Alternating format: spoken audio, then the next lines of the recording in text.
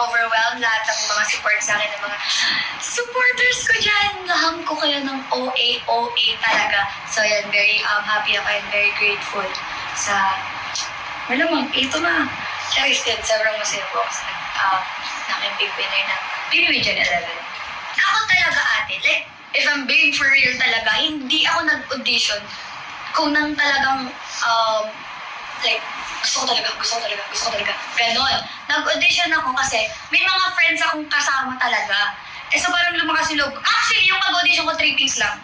Legit, swear to God, 3 pings lang talaga yung pag-audition ko and hindi ko in-expect na, ayan, nakakapasok ako and, big winner. Dahil sa pag-3 na audition, ang pinag-uusapan po talaga namin is, wala pong connect sa Big Night. Kumbaga, 4 lang po kami nakagayan. Ine-enjoy lang po na, wala po talagang connect doon sa mangyayaring Big Night. Kasi, ine-enjoy lang namin yung moment namin na Big 4 na kami. Hindi na namin iniisip kung, kung anong maging place talaga namin, 4. Proud kami sa isa't isa and masaya kami. Dahil being a Big 4 is sobrang hirap kaya na makapunta sa Big 4. Kaya nung time na yun na nakaupo kami sa studio, wala na kaming iniisip ko.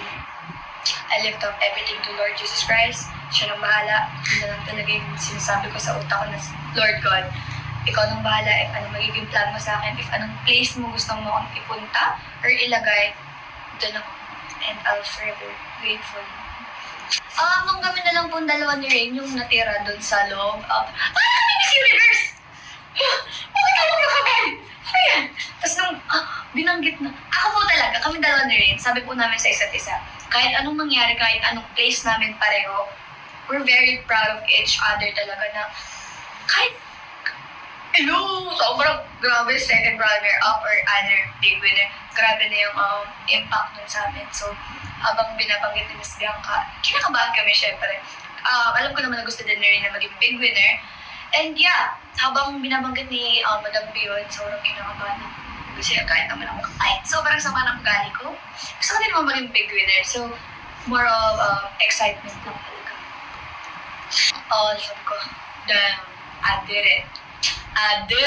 No. Yun na lang talaga sabi ko, oh my God, thank you Lord. And bastang bumagsak talaga yung luha sa aking mga eyes na malamal. And yeah, oh my God, after all na pinagdaanan ko, masakit, mahirap, as in lahat, sobrang worth it. And you know who did? God did.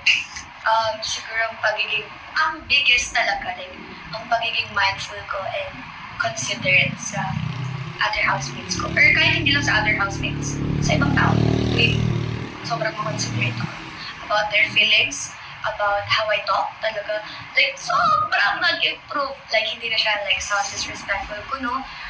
Although it's not that disrespectful, pero sa iba, yeah. And yun nga, tinig ko lahat ng advice ng other housemates, especially Tongpat, Jem, or lahat sila, Dinsoy. Lahat sila pinagsabihan ako about my attitude. And yun, habang tumatagal ako, nare-realize ko na dapat maging considerate din talaga ako sa feelings ng iba. So, yun lang talaga is being mindful and considerate. Wala akong nafe-feel. Noong una, syempre, kinakabahan ako mga second, third ko na-nominate. Pero si Bakalo, kinakabahan ako sana, Lord, wag ako! Hindi pa ako tapos! Wag muna ako! Tapos na habang tumatagal na, naging 5th times na akong nominate.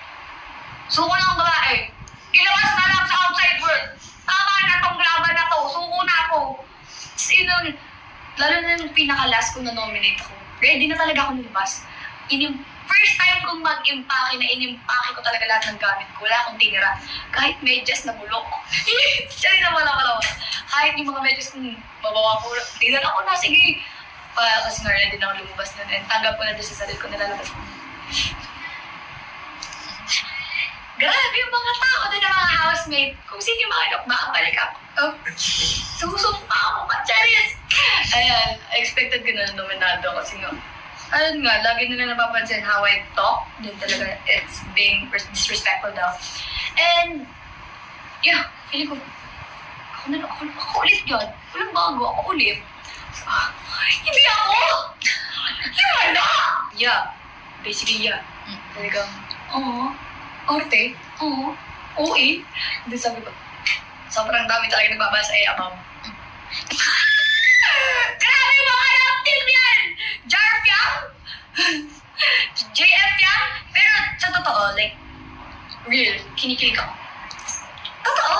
Hindi ako nagjo-joke, kinikilig ako every time na nanonood ako ng Jarf yan. Totoo, like, Jaren? Gwapo yan nun!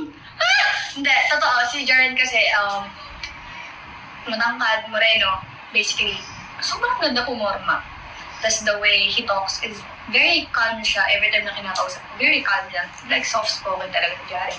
And pag pinapanood ko siya, bakit kinikilig ako? Sige, repost. Tapos si JM naman, baka na best friend ko! Pero Loki, kinikilig din ako. Siyempre, appreciation yan. Na normal lang naman maka-feel ng kilig. Kahit man kanino ka, kahit wow, JP, lahat yan, kahit sino yan, basta in-edit kami, kinikilig talaga ako. And very, hindi ko nalari ako, pero kinikilig ako yun. Sabi ko, ano to, lumalabas na career ko? Diyan ako, hindi ko kinikilig talaga ako. Mamili naman kayo ng isa-isa lang! Sino to? Tatlo? Grabe naman, isa lang po, please. Isa lang ang, arte mamili maganda. Isa lang, please. Isang makaawa. Pero parang ganda ko na. And yeah, thank you for supporting me talaga. And sa mga edits nyo, don't worry. Napapanood kayo lahat. And nire-repost ko talaga. Pag nire-repost ko, totoong kinilig ako doon. Like, mahal kayo ng babaeng to. Ay, ate, ang una kong ginawa is chinat siya. Basically, yun talaga yung una kong ginawa. Like, pag open ko ng phone, I message. Hi. Hi. Good morning. Kasi nawakan ko yung phone ko mga 10 a.m. Hi, good morning. Like, very calm lang ako. Hi, good morning. Wala na akong sama ng loob sa kanya or what, galit or what.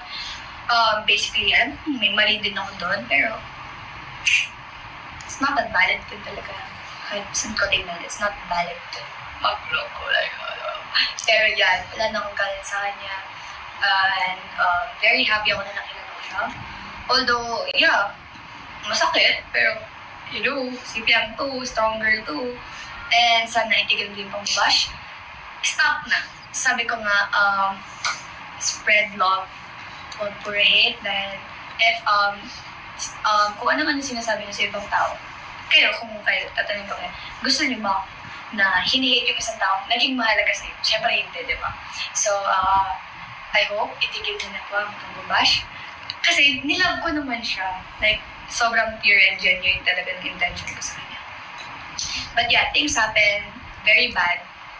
And, yun, si God nang bahala. Huwag na kayong magsabi ng mga kung ano-ano. Kuya, thank you so much for letting me inside your house. It's very, very remarkable experience. Sobrang genuine yung mga naramdaman ko sa loob. And thank you sa mga araw na binigay mo sa akin. And thank you for making me a better version of you. I hope I'll meet you soon! At dating Fiam, huwag ka lang bumalik sa kung ano-anong masasakit. Si Fiam talaga is very strong. Kahit before na very strong siya. Pero, si Fiam kasi yung tao na if binigyan ka na ng chance, hindi siya bumabalik. So if, kung sino man na future ko, sobrang hindi mo pa lang, kakamupod mo ka lang. Hindi, sana si Fiam before, very proud ako sa kanila dahil napakatotoo siya. Nilabas niya yung ugali niya na pangit, para mabago. So very proud ako sa naging journey niya. And yeah, I'm always proud of young Fiam.